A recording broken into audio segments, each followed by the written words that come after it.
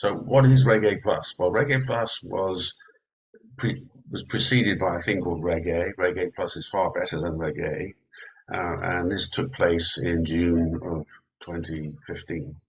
It was announced, the change was announced in March of 2015, and I launched this company, Manhattan Street Capital.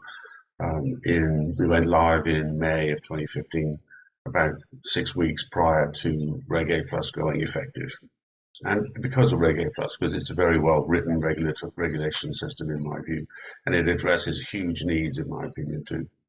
So it is a public offering as far as the SEC is concerned. Every investor in a Reg A Plus is allowed by the regulator to be liquid. They're allowed to sell their stock to other members of the public. They're not limited to selling their shares to accredited investors. And investors can be of any wealth level.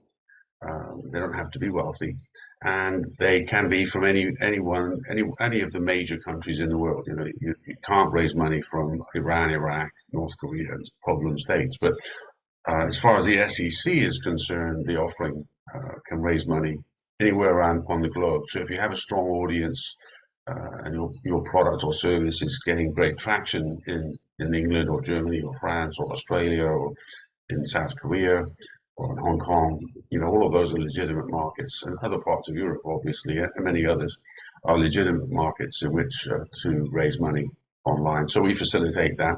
Most companies don't bother that much, but in some situations it can be marvelous to easily raise money internationally, not just in the US.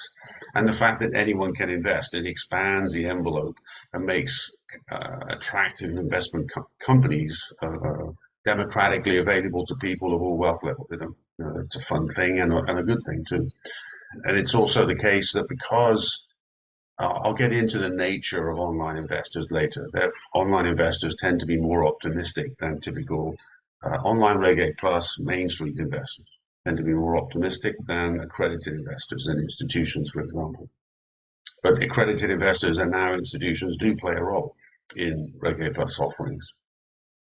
Companies that are conducting Reg A Plus must be using an entity that is a US or Canadian entity, and there must be some significant segment of the business that is operating in the US. It can't be just, you're running everything in Australia and you set up a man and a dog operation, raise all the money in the US and send the money to Australia. There has to be some operating business that's legitimate in the US. Advertising is okay. It's actually required. You have to market a Reg A Plus if you're going to raise money online, which is what it's all about. So it's very much the opposite of an S1 IPO, where you're not allowed to do any unusual marketing in the months leading up to and after the initial offering of your S1 IPO. It's completely the opposite. That's called the quiet period in an S1. In a Reg A Plus, you have to market it, and you can list the company on the major exchanges or on secondary exchanges, which I'll get into later. One of the things which was a pleasant surprise to me is that companies having qualified their Reg A Plus offering through the SEC process have increased credibility. So we see that differentiating them. They get more approaches from strategic partners. We had one company that signed up to work with us, announced to their partners that they were doing a Reg A Plus with us, and promptly got acquired by one of their partners, because that put them on the map enough that it nudged that partner into wanting to acquire them. It was launched in 2015 in the summer. Approximately $2 billion a year is raised via Reg A Plus currently. That's about double the amount that is raised in private placements, in Reg D private placements per year. We're seeing about 110 companies get qualified per quarter currently in Reg A Plus. The activity level is lower this year, and it was lower in the latter parts of last year as well because of the economic climate and the stock market climate. When you use Reg A Plus, you're automatically qualified for 12 months. Once you're qualified, you have a 12-month window of time in which to raise the money that you plan to raise.